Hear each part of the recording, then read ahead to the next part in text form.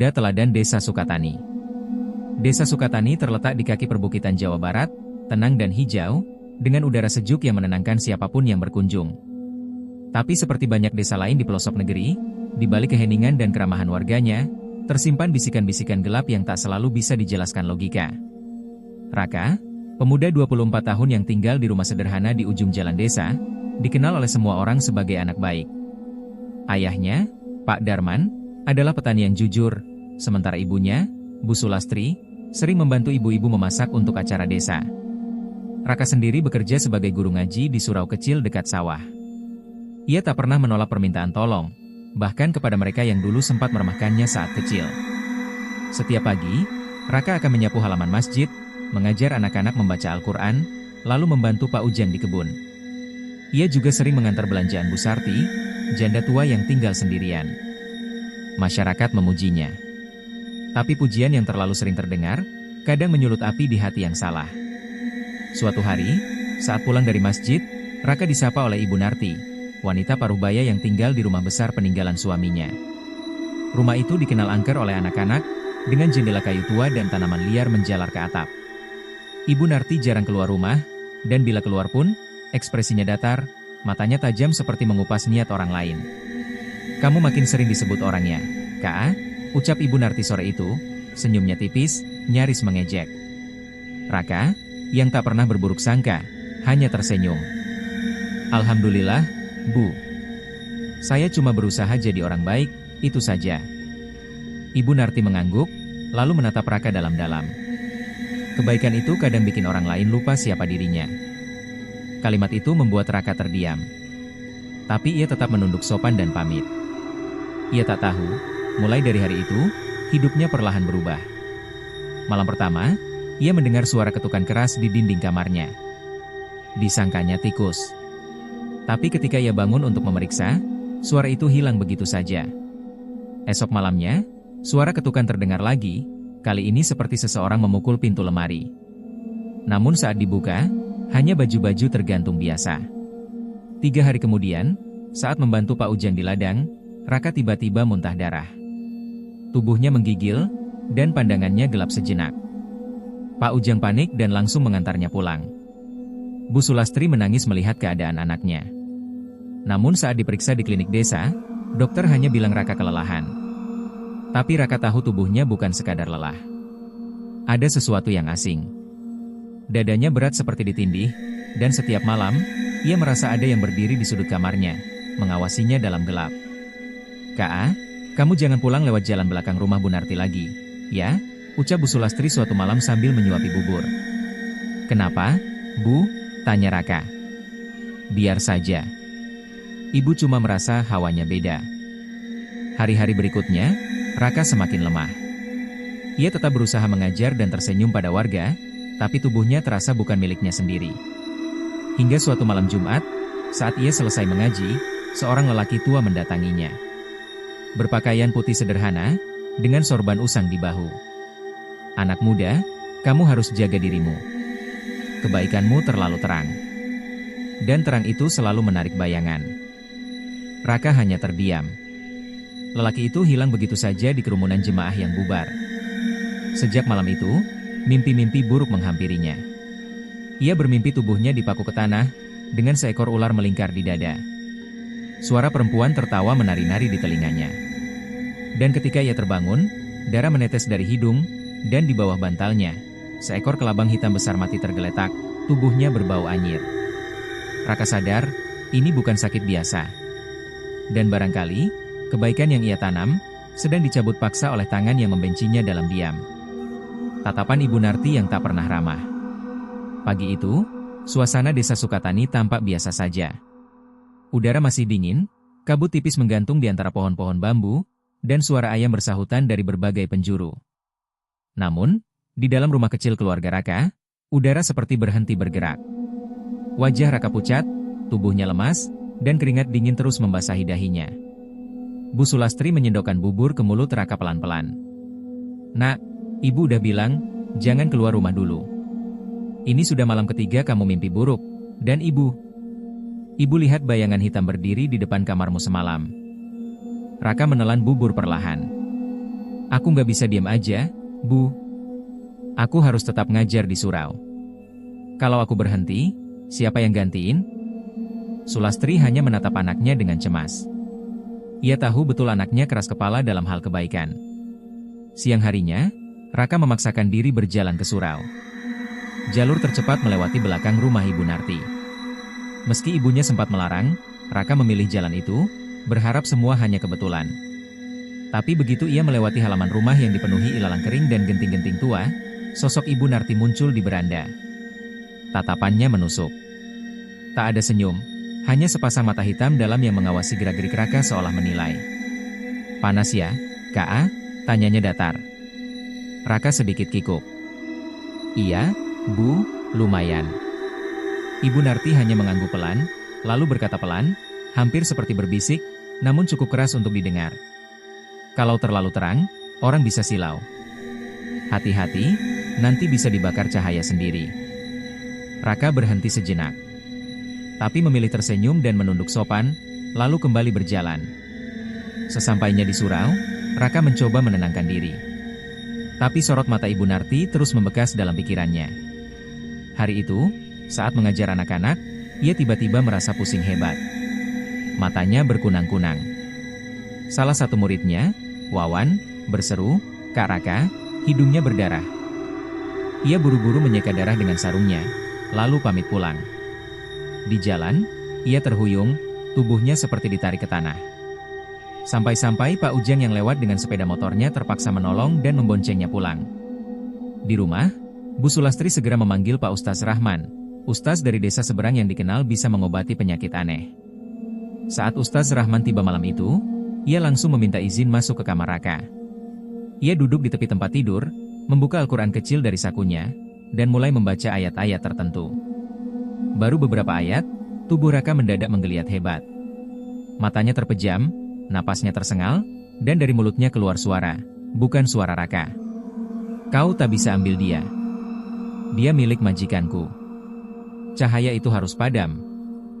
Bu Sulastri menjerit.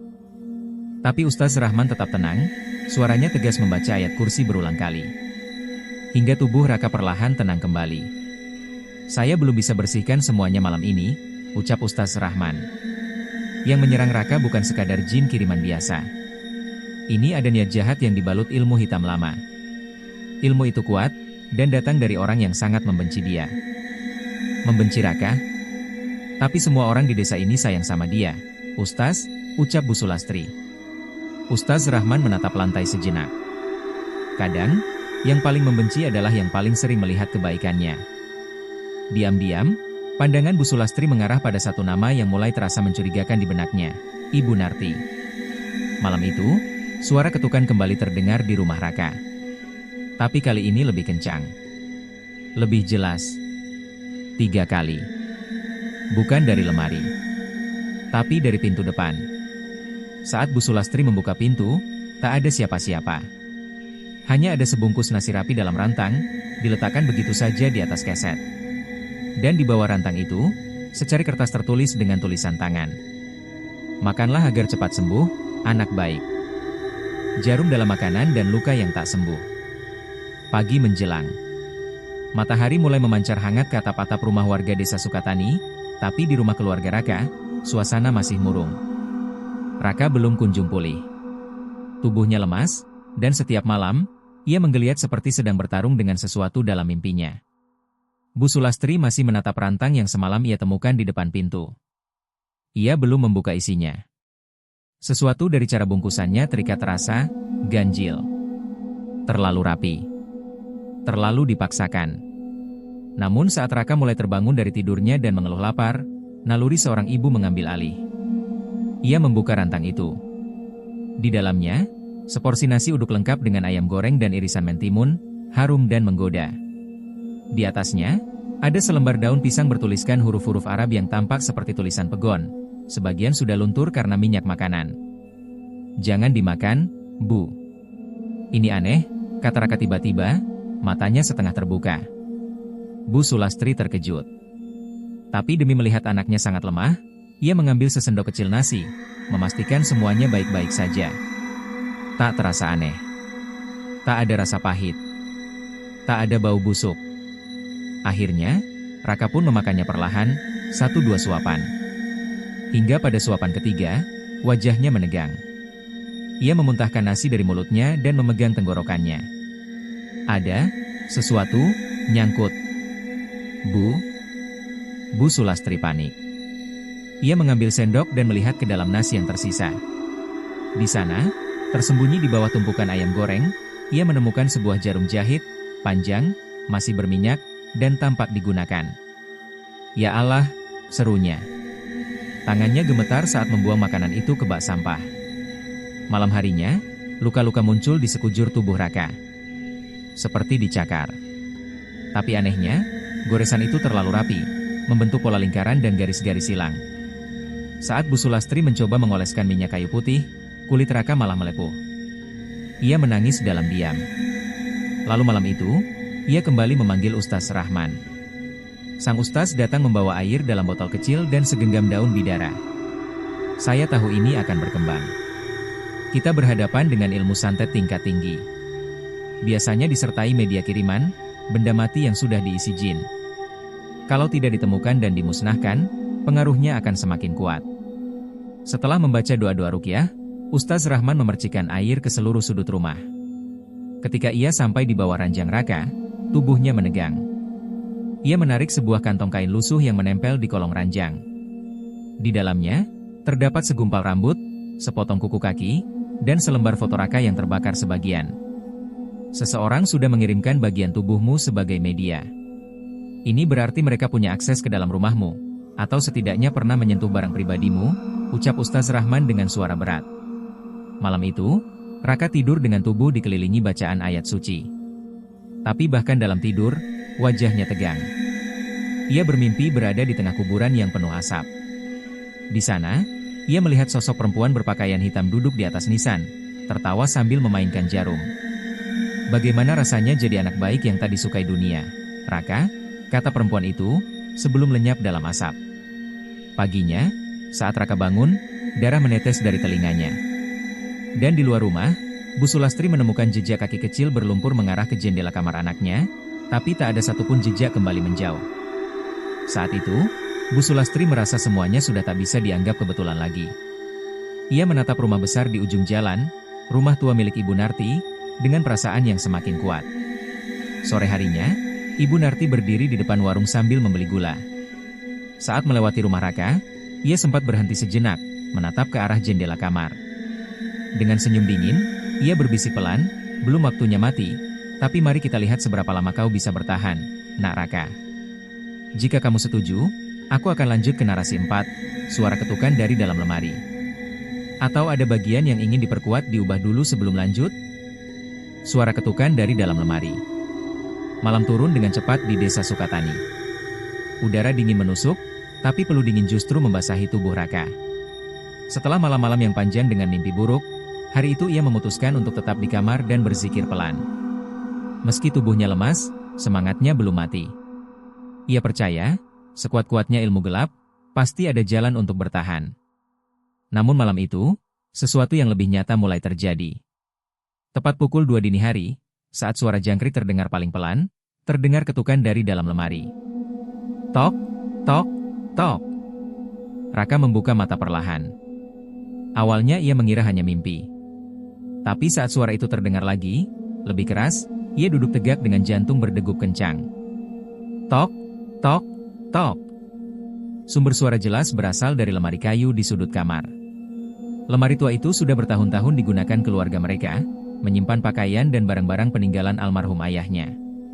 Tapi malam ini, lemari itu seperti hidup. Dengan langkah tertatih, Raka bangkit. Ia meraih senter dari meja dan berjalan pelan ke arah lemari. Suara ketukan berhenti saat ia mendekat. Hening. Tapi saat ia meletakkan tangan di gagang lemari, brak! Lemari bergetar hebat seperti dihantam dari dalam. Raka terlonjak, senter hampir jatuh dari tangan. Ia mundur, tubuh gemetar. Bu Sulastri, yang tidur di ruang tengah, terbangun karena suara keras itu dan langsung masuk ke kamar. Ka. Apa yang terjadi? Dari lemari, Bu, ada yang ngetuk, keras banget. Bu Sulastri memeluk Raka, matanya mencari-cari sesuatu. Tapi lemari itu sekarang diam. Seperti tak terjadi apa-apa. Namun ketika pagi tiba dan mereka akhirnya berani membuka lemari itu, mereka menemukan satu boneka kain kecil, terselip di antara pakaian.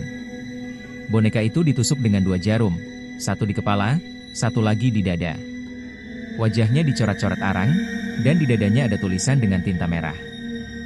"Jangan terlalu baik, Raka." Bu Sulastri langsung membungkus boneka itu dengan kain putih dan membawanya ke rumah Ustaz Rahman. "Ini kiriman. Kalau terus dibiarkan, bisa membunuh Raka perlahan," kata sang Ustaz. Ia membakar boneka itu dengan doa-doa khusus. Asapnya tebal dan menyengat. Tapi bahkan setelah dibakar, malam-malam berikutnya tetap tak tenang. Raka mulai mendengar bisikan di dekat telinganya, bahkan saat sedang sadar. Kadang seperti suara ibunya, kadang seperti suara anak kecil yang tertawa. Saat mandi, air di bak mendadak berwarna merah pekat. Tapi saat ibunya datang melihat, air itu sudah kembali jernih. Seolah hanya ingin Raka yang melihat horor itu sendiri. Dalam waktu seminggu, luka di tubuhnya bertambah. Kali ini di punggung, seperti bekas cambukan. Ia tak pernah mendengar suara apapun saat itu terjadi. Tapi pagi harinya, baju tidur Raka selalu basah oleh darah segar. "Bu, aku nggak sanggup terus begini," kata Raka lirih suatu pagi. Bu Sulastri menangis pelan sambil memeluk anaknya. Tapi ia tak menyerah. Ia mendatangi satu orang yang selama ini hanya ia dengar namanya dari warga, Kiai Hasan, seorang ulama tua yang tinggal di tepi hutan kecil desa Gunung Gede, sekitar 3 desa dari Sukatani. Dengan tekad bulat, Bu Sulastri berangkat sendiri ke sana. Di rumah kecil yang dikelilingi tanaman herbal dan suara burung aneh, ia bersujud di hadapan Kiai Hasan. "Kiai, tolong anak saya." "Raka, dia terlalu baik untuk disakiti seperti ini." Kiai Hasan mengangguk pelan. Kebaikan memang mengundang berkah. Tapi kadang juga mengusik iblis yang mengendap di hati manusia yang iri. Kiai itu memberikan 1 botol air yang telah didoakan, beberapa lembar daun bidara, dan 1 saran. Jangan hanya mengandalkan zikir dan air ruqyah. Temukan sumber utamanya. Pelakunya. Karena selama pelakunya belum berhenti, kiriman itu akan terus datang, hingga napas terakhir.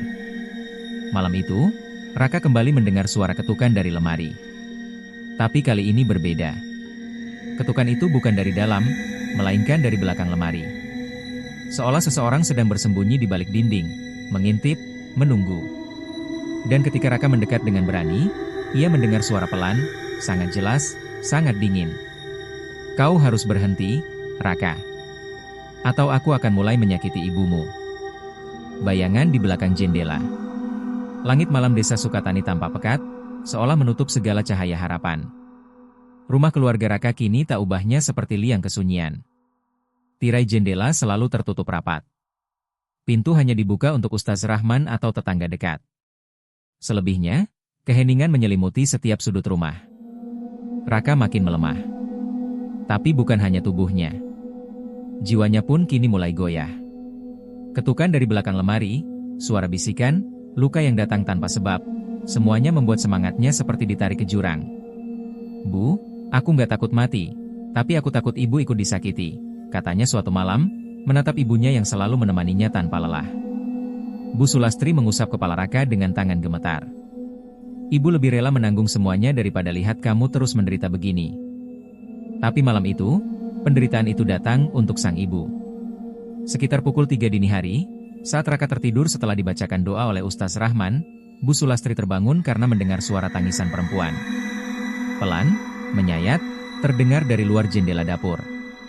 Ia berjalan perlahan, menahan napas.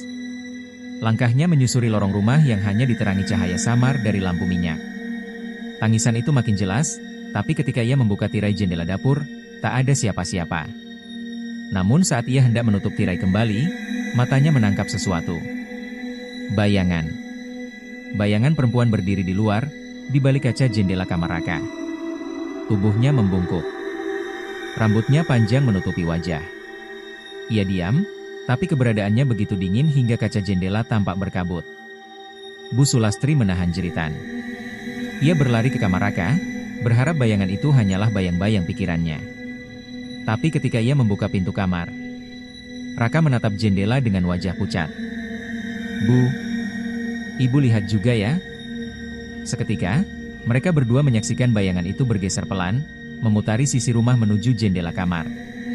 Kini lebih dekat. Lebih jelas. Dan ketika ia berhenti, kaca jendela retak sedikit. Tidak pecah. Tapi retak, seperti baru saja diketuk dengan ujung kuku yang tajam. Esok paginya, Bu Sulastri mendatangi rumah Ustaz Rahman sambil membawa potongan kaca retak dari jendela. Ustaz itu memandangnya dengan raut serius. Bayangan itu bukan hanya kiriman jin, tapi bisa jadi pelakunya sendiri, secara ruhani, datang mendekat. Berarti dia, pelakunya, sudah datang ke rumah kami? Tanya Bu Sulastri, nyaris putus asa. Bisa jadi, atau dia memanggil makhluk lain dengan wujud dirinya. Ada satu cara untuk memastikannya. Kita harus lakukan penguncian malam ini. Tapi saya butuh satu benda dari pelaku. Bu Sulastri berpikir keras. Lalu teringat sesuatu. Dulu, Raka pernah membantu Ibu Narti saat rumahnya bocor. Raka yang memperbaiki atap dapur tua itu dengan tangan sendiri. Dan Raka sempat bercerita bahwa ia diminta melepas satu selendang tua milik Ibu Narti yang tergantung di dapur. Waktu itu, selendang itu baunya menyengat, seperti dupa basi. Saya tahu di mana selendang itu. Masih tergantung di rumahnya sampai sekarang, kata Bu Sulastri. Tanpa pikir panjang, malam itu juga ia menyusup ke rumah Ibu Narti. Dengan bantuan seorang tetangga, Bu Minah, yang kebetulan tahu jalan belakang, mereka berhasil mengambil selendang tua itu dari jemuran dapur. Begitu selendang itu dibawa ke rumah Raka dan disentuhkan ke kening anaknya, tubuh Raka langsung kejang hebat. Matanya membelalak. Dari mulutnya keluar busa bercampur darah. Ini dia. Inilah jembatan antara Raka dan pelakunya, seru Ustaz Rahman. Ia segera merapal doa, membakar selendang itu dengan campuran daun bidara dan kemenyan putih. Asap mengepul tebal, dan dari tengah-tengah asap itu, terdengar suara. Dia milikku. Jangan ganggu urusanku, Rahman. Itu suara perempuan. Serak, marah, dan jelas berasal dari api itu sendiri. Ustaz Rahman gemetar. Ini bukan sekadar santet. Ini sudah menjadi ikatan jiwa. Dia, pelakunya, mengorbankan sesuatu yang sangat berharga untuk mengikat roh jahat pada Raka. Malam pun kembali tiba. Dan kali ini, bayangan perempuan tak hanya berdiri di luar jendela. Ia muncul di dalam mimpi Bu Sulastri. Mendorongnya ke lantai, menekan dadanya, lalu berbisik. Berhenti sekarang, atau anakmu akan hilang sebelum fajar. Kematian di ladang jagung. Hari-hari di desa Sukatani semakin terasa berat. Udara terasa lebih dingin, walau matahari tetap menyinari. Warga mulai berbisik, membicarakan keanehan-keanehan yang terjadi di rumah Raka. Banyak yang tak berani mendekat. Bahkan anak-anak pun mulai menjauhi jalanan yang melintasi depan rumah itu. Tapi ada satu orang yang tetap datang, Pak Darto, tetangga sebelah rumah. Ia dikenal sebagai petani jagung paling rajin di desa. Diam-diam, ia juga menyimpan rasa simpati pada keluarga Raka, karena pernah ditolong Raka saat hampir pingsan di kebun beberapa bulan lalu.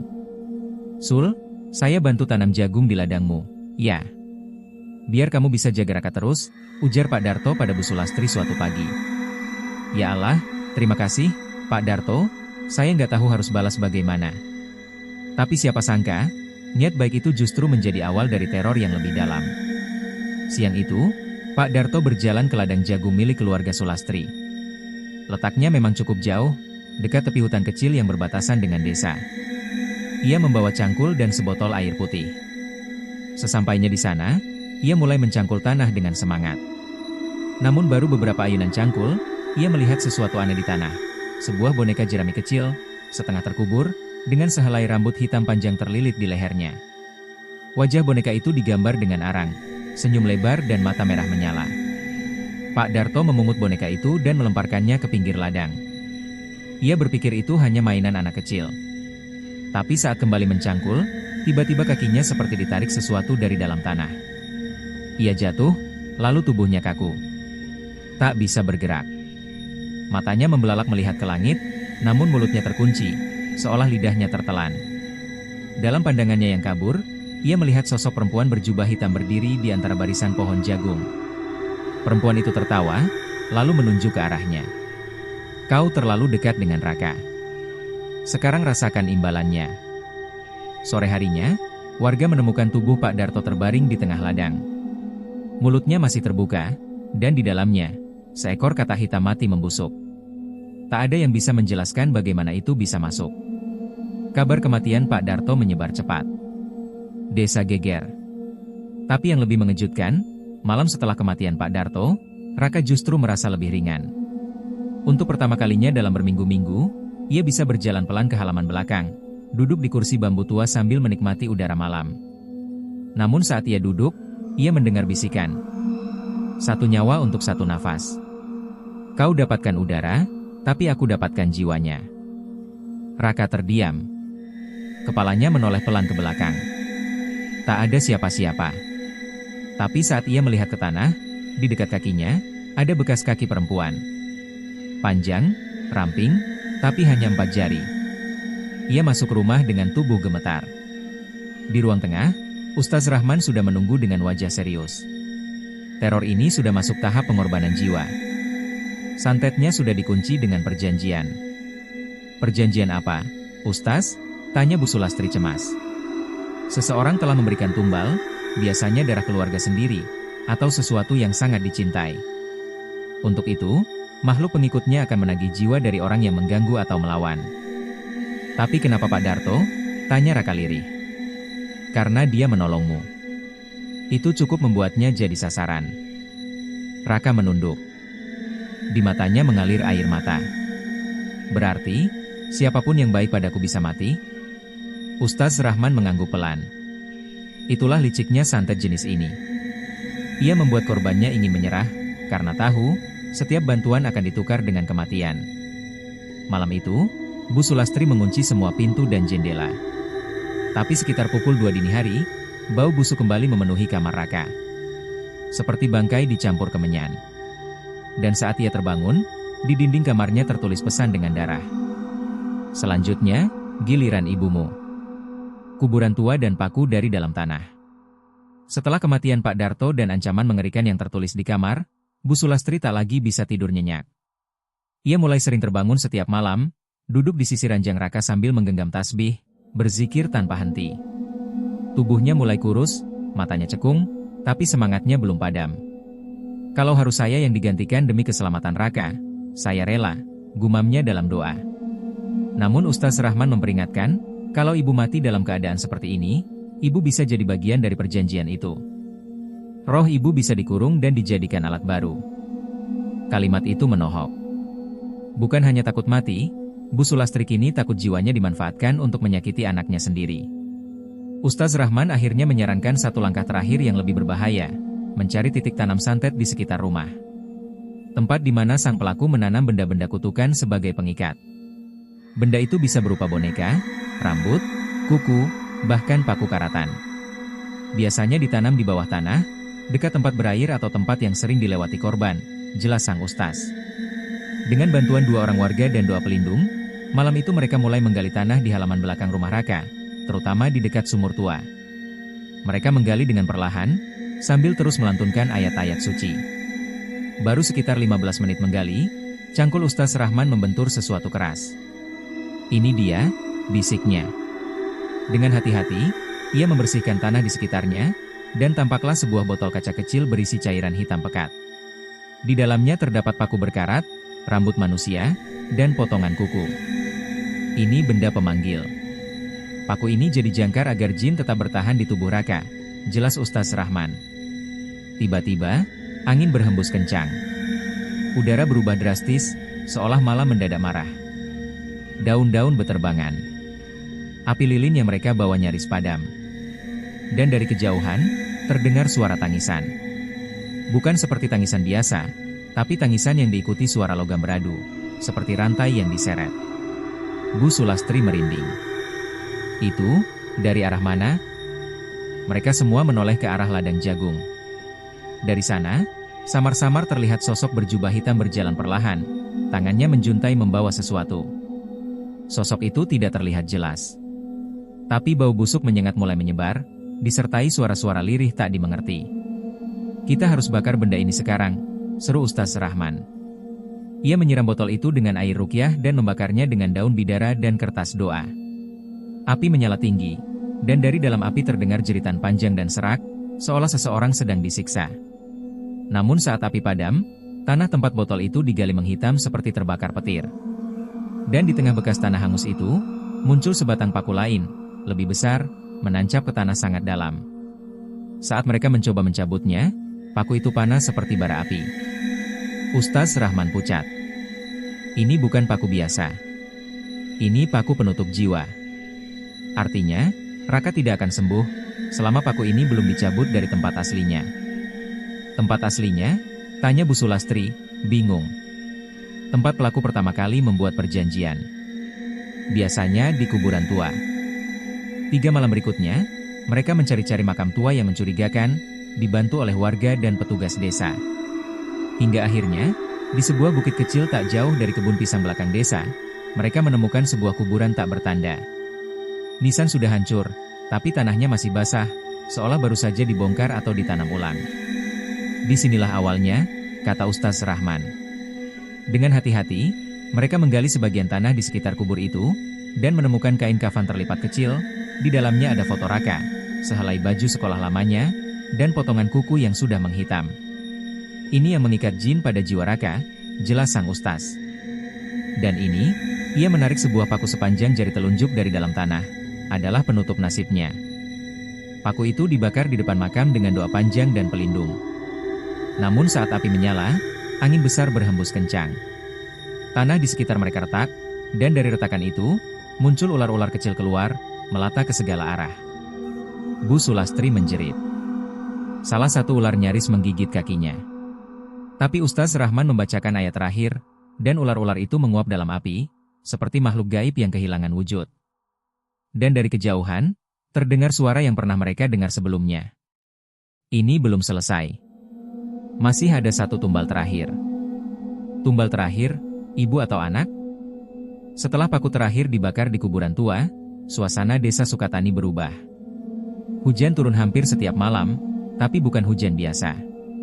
Airnya seperti membawa aroma kemenyan dan tanah basah, dan setiap kali menyentuh tanah, cacing-cacing putih bermunculan dari dalam bumi, menggeliat seperti menghindari sesuatu yang tak kasat mata. Raka mulai menunjukkan tanda-tanda pulih. Demamnya menurun, luka-luka di tubuhnya mengering perlahan. Tapi justru saat itu, Bu Sulastri mulai mengalami gangguan aneh. Pertama, ia bermimpi berdiri di tepi jurang, dengan Raka di seberangnya, memanggil-manggil namanya. Tapi antara mereka ada sungai hitam mengalir deras. Di tengah sungai itu, ada sosok perempuan berambut putih, matanya kosong, dan dari mulutnya mengalir darah. Setiap malam, mimpi itu berulang. Kadang disertai jeritan, kadang hanya bisikan pelan. Salah satu harus pergi. Pilih, anakmu, atau kamu. Pagi-pagi, Bu Sulastri terbangun dalam keadaan lemas. Di lehernya muncul bekas luka berbentuk lingkaran, seperti dicekik oleh tali halus. Ustaz Rahman yang datang ke rumah langsung menatap Bu Sulastri lama, lalu berkata dengan suara berat. Makhluk itu sudah menuntut haknya. Karena ikatan santet sudah rusak, ia menagih pembayaran terakhir, tumbal sukarela. Artinya, tanya Raka, yang sudah bisa duduk dan ikut mendengar. Artinya, Ustaz Rahman menatap keduanya, salah satu dari kalian harus menyerahkan diri secara sadar. Jika tidak, maka jin itu akan memilih sendiri siapa yang paling lemah untuk diambil. Raka dan Bu Sulastri saling memandang. Sunyi. Tak ada yang berani bicara duluan. Akhirnya Bu Sulastri menarik napas panjang, lalu berkata, saya ibu dari anak ini. Saya yang membesarkan dia, saya juga yang akan menanggung akhirnya. Tidak, Bu, potong Raka. Selama ini ibu yang menjaga aku. Kalau ibu pergi, aku hidup buat siapa? Ustaz Rahman menunduk. Saya akan berusaha menghalangi penarikan jiwa dengan doa penjagaan. Tapi itu hanya bisa menunda. Bukan mencegah. Kita harus tahu siapa pelakunya sebenarnya, supaya perjanjian bisa dibatalkan sepenuhnya. Hari berikutnya, Ustaz Rahman mengajak Raka dan ibunya ke rumah Bu Narti, tetangga yang selama ini mencurigakan. Tapi rumah itu kosong. Pintu tertutup rapat. Namun dari dalam, terdengar suara gamelan kuno yang lirih, seperti dimainkan dari radio usang. Mereka menunggu di luar, dan saat malam tiba, barulah seorang perempuan tua keluar dari balik rumah. Tapi, itu bukan Bu Narti. Ia lebih tua, kulitnya legam, mata putih seperti orang buta. Tapi ia melangkah dengan pasti, membawa tongkat kayu bengkok yang ujungnya diikat tali merah. "Siapa kalian? Datang malam-malam ke rumah cucuku?" Suaranya parau dan dalam. "Maaf, Nyai. Kami ingin bertanya tentang sesuatu yang ditemukan di rumah ini. Ada yang mengikat jin pada anak kami, Raka," jelas Ustaz Rahman sopan. Perempuan itu tertawa kecil, namun sinis. "Jin itu bukan diikat. Ia ditawari tempat. Raka hanya kebetulan lewat dan terlalu terang untuk dilewatkan." "Jadi, benar dari sini sumbernya?" tanya Bu Sulastri gemetar. Si perempuan tua mendekat. "Raka terlalu baik, terlalu tulus. Dunia ini tak cocok untuk orang seperti dia. Maka, seseorang, cucuku, menyewa makhluk dari Gunung Geni. Dengan syarat, ketika makhluk itu terusir, 1 jiwa murni harus diserahkan sebagai ganti." "Siapa cucumu itu, Nyai?" tanya Raka perlahan. Perempuan itu tersenyum dingin. "Kau pernah bantu memperbaiki atap dapurnya." Raka langsung tersentak. "Bu Narti?" Nyai itu mengangguk. "Tapi dia hanya boneka. Yang memberi darah dan rambut adalah aku." Ustaz Rahman segera mengambil air doa dan membacakan ayat-ayat pengusir. Namun si Nyai hanya mundur selangkah dan menancapkan tongkatnya ke tanah. Tanah langsung retak, dan dari celah retakan itu muncul asap hitam. "Waktunya hampir habis. 1 dari kalian harus datang ke bawah malam ini." Mereka pulang dalam ketegangan. Ustaz Rahman mempersiapkan perlindungan spiritual. Namun ia tahu, jika tak ada tumbal, semuanya bisa sia-sia. Malam itu, ketika Raka tertidur karena lelah, Bu Sulastri duduk di ruang tengah, memandangi wajah anaknya. Ia menulis sebuah surat pendek dan menyelipkannya di bawah sajadah. "Maafkan Ibu. Jika ini satu-satunya cara, biar Ibu yang pergi." Lalu ia melangkah keluar rumah, berjalan menuju arah ladang. Dalam gelap, ia melihat kabut mulai turun. Di ujung jalan, berdiri sosok perempuan dengan rambut putih dan mata kosong, tersenyum menyambutnya. Raga yang hilang, jiwa yang kembali. Subuh datang tanpa kabar dari Bu Sulastri. Raka terbangun dengan firasat aneh. Rumah sepi. Lampu-lampu menyala tapi pintu depan terbuka lebar. Angin dingin menerobos masuk membawa aroma tanah basah dan sesuatu yang lebih menusuk, bau kemenyan terbakar. Ia menemukan sajadah ibunya masih tergelar. Dan di bawahnya, secari kertas lusuh berisi tulisan tangan yang mulai pudar karena embun. "Maafkan Ibu. Biarlah ini jadi akhir penderitaanmu, Nak. Kalau memang harus ada yang hilang, biar Ibu saja yang pergi." Raka berteriak memanggil ibunya, lalu berlari keluar rumah. Di halaman, tanah basah seperti habis hujan, tapi langit masih gelap pekat. Suara jangkrik berhenti tiba-tiba. Ia berlari menuju arah ladang. Langkahnya berat, seperti tanah menahan kakinya. Di kejauhan, terlihat jejak kaki satu arah, menuju pohon beringin besar di tengah kebun. Di sanalah, ia menemukan selendang ibunya tergantung di dahan, basah dan berlumur tanah. Tak ada jejak tubuh. Tak ada tanda-tanda pertarungan. Hanya udara yang lebih dingin dari sebelumnya. Ustaz Rahman datang tak lama setelah Raka menghubunginya. Begitu melihat selendang, wajahnya menegang. Ustaz Rahman datang tak lama setelah Raka menghubunginya. Begitu melihat selendang, wajahnya menegang. "Ia sudah diambil," bisiknya. "Masih bisa dikembalikan, kan?" tanya Raka, matanya memerah. Satu-satunya cara adalah masuk ke tempat itu. Dunia antara. Tapi risikonya besar. Kalau kamu gagal, bukan hanya ibumu yang hilang, kamu juga akan terjebak di sana. Raka mengangguk tanpa ragu. "Aku mau. Apapun syaratnya." Malam harinya, Ustaz Rahman mempersiapkan sebuah ritual.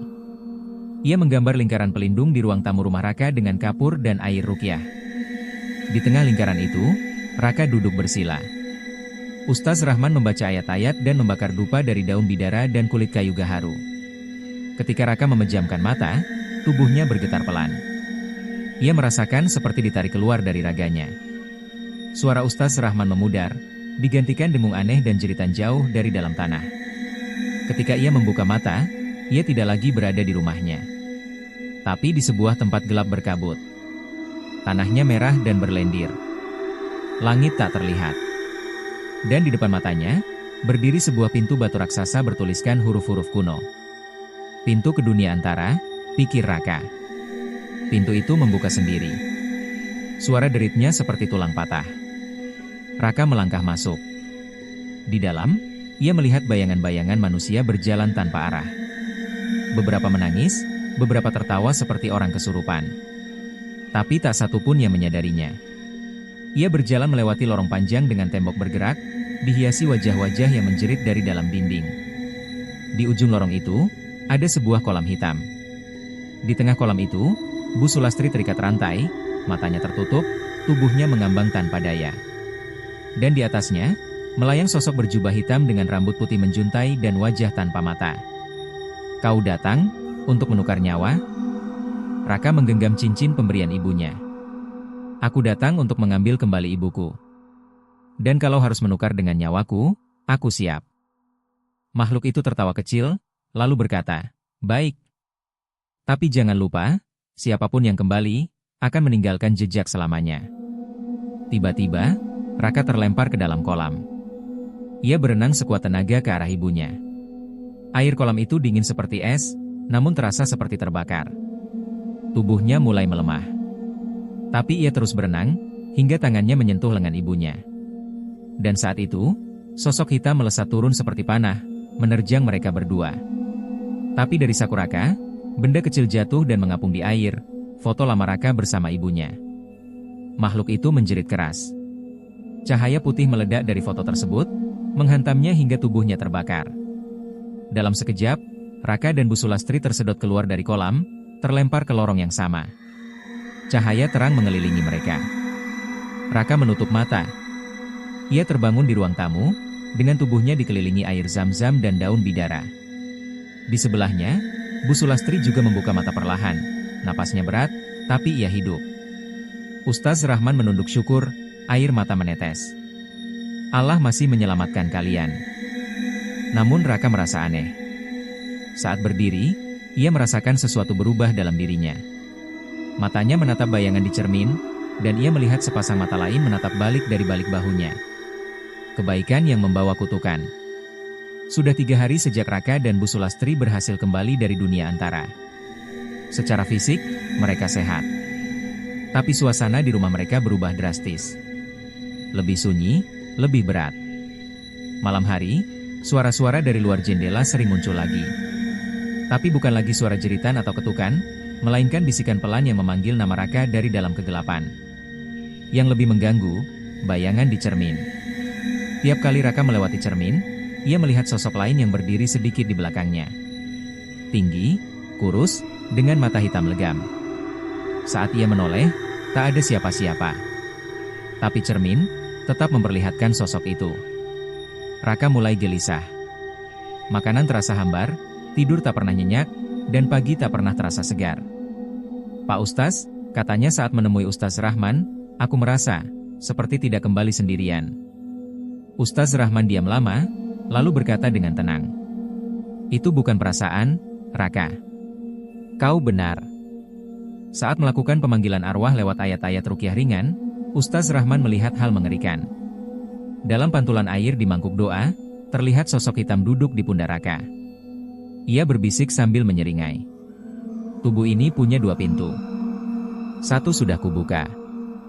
Raka hampir pingsan. Tubuhnya langsung bergetar, dan dari mulutnya keluar suara 2 lapis, suara dirinya dan suara lain yang lebih serak dan dalam. Dia membawaku keluar bersama jiwanya. Aku tidak pernah dijanjikan bebas. Tapi dia memberiku jalan. Ustaz Rahman segera menaburkan garam dan air ruqyah, tapi makhluk itu tertawa, dan lenyap dari suara Raka. Ustaz hanya bisa menggeleng. Kau bawa bagian dari dunia mereka, ke sini. Sementara itu, di desa Sukatani, orang-orang mulai mengalami kejadian aneh. Ternak mati mendadak. Air sumur berubah bau.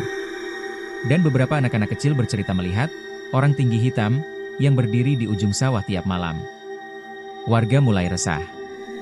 Beberapa menuduh keluarga Raka sebagai sumber sial. Tapi Ustaz Rahman menenangkan mereka, menjanjikan pembersihan desa lewat doa bersama. Di malam pembersihan, saat warga berkumpul di musola, Raka pingsan mendadak. Tubuhnya kejang. Dari mulutnya keluar darah hitam bercampur tanah. Bu Sulastri menangis memeluknya, tak tahu harus berbuat apa. Dan saat itu, tubuh Raka melayang beberapa sentimeter dari tanah. Dari mulutnya, keluar suara yang bukan milik siapa-siapa. Kau bawa aku keluar. Maka sekarang, aku yang menetap. Dunia kalian akan jadi milikku. Ustaz Rahman tak menunggu. Ia langsung membaca ayat ruqyah penuh, dibantu oleh para santri. Cahaya lampu di musola berkedip-kedip, dan dari tubuh Raka keluar asap hitam pekat yang membentuk wajah seperti tengkorak. Makhluk itu menjerit, jeritan panjang dan menusuk, hingga beberapa warga pingsan ketakutan. Akhirnya, asap itu lenyap. Tubuh Raka jatuh lemas. Seminggu kemudian, keadaan desa kembali normal. Air bersih. Hewan sehat. Anak-anak tertawa lagi. Tapi Raka, tidak sepenuhnya kembali seperti semula. Ia jarang bicara. Matanya sering kosong. Dan kadang, saat malam tiba, ia menulis sesuatu tanpa sadar, huruf-huruf yang tak dikenal, tapi selalu mengarah pada satu nama, Gunung Geni. Bu Sulastri masih menjaganya dengan sabar. Tapi hatinya gelisah, karena tiap malam, ia mendengar suara langkah kaki Raka keluar rumah. Dan saat ia intip dari balik tirai, ia melihat anaknya berdiri menatap langit. Diam. Tak bergerak. Dengan senyum kecil yang bukan miliknya.